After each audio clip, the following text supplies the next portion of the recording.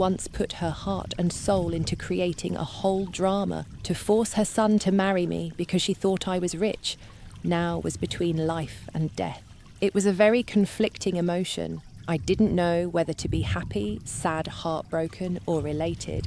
Yes, I was hurt, but I couldn't feel relief knowing that she was lying motionless in the ICU. That evening, Huang sat beside me on the porch, a cup of hot milk in her hand. I told her about the phone call. Huang frowned. "What are you doing back there?"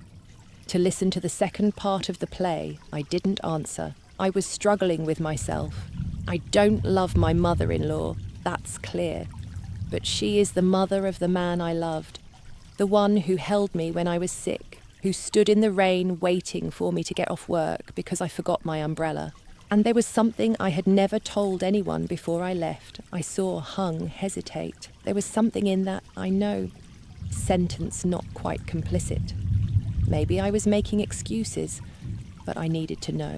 At midnight, I took a taxi back to the city. I didn't tell anyone. I only brought a small bag, a few clothes, and a mess inside me that was like a tangled mess that couldn't be untangled. I stood in the hospital hallway in front of the recovery room.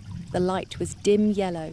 The space was cold and eerily quiet. Hung came out. His eyes were dark, his beard unshaven. When he saw me, he stopped as if he had seen a ghost. You really came. I asked immediately without beating around the bush. "Is your mother still alive?" Hung nodded.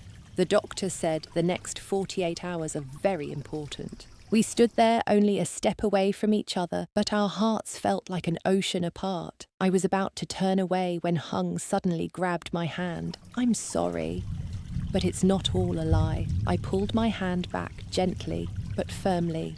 "I came for your mother, not for you. And I don't believe it anymore." I turned away, but as I walked through the door, I heard him call out, "You can hate me, but at least hear the truth." I didn't turn back, but my heart began to waver.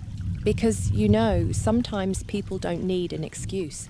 They just need to know, are they crazy when they once believed? I didn't go back to Wong's house right after that meeting. I didn't stay in the hospital for too long. I just needed to know that she was alive. As for everything else, I wasn't sober enough to face it. My mind was as tangled as a spider web after a storm.